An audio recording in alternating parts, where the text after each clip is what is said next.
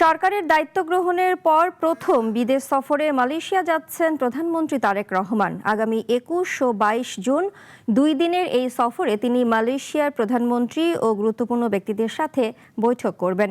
প্রধানমন্ত্রীর আগমন ঘিরে উচ্ছ্বাস দেখা গেছে দেশটির প্রবাসী ও বিএনপির নেতাকর্মীদের মধ্যে।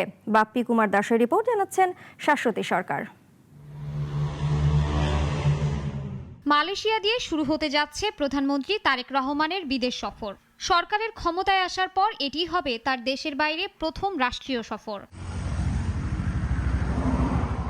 আগামী ২১ ও ২২ জুন দেশটির রাজধানী কুয়ালালামপুরে অবস্থান করবেন প্রধানমন্ত্রী তারেক রহমান। এ সময় দেশটির প্রধানমন্ত্রী দাতুক সেরি আনোয়ার ইব্রাহিম সহ মন্ত্রীদের সাথে বৈঠক করবেন তিনি। এছাড়াও প্রবাসী বাংলাদেশি কমিউনিটির নেতৃত্বের সাথেও কথা বলবেন প্রধানমন্ত্রী তারেক রহমান। প্রধানমন্ত্রীর এ সফরকে ঘিরে মালয়েশিয়ায় বসবাসরত ১৫ লাখ প্রবাসীর মনে সৃষ্টি হয়েছে উৎসবের আমেজ। রয়েছে নানা দাবি। ২০২৩-২৪ যারা কলিং বিচে আসছিল তারা অনেকেই কোম্পানির ভুলের কারণে অথবা প্রতারণার কারণে অনেকে অবৈধ হয়ে গেছে।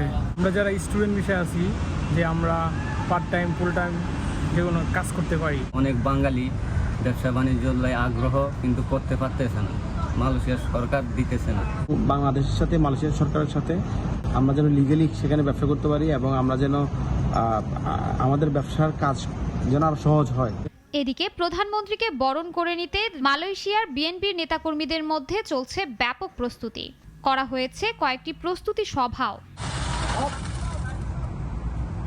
প্রধানমন্ত্রীর এ সফর দুই দেশের সম্পর্কের উন্নয়নের পাশাপাশি দেশটিতে অবস্থানরত প্রবাসী বাংলাদেশিদের জন্য ইতিবাচক ফল নিয়ে আসবে, প্রত্যাশা সকলের। শাশ্বতী সরকার, নাগরিক।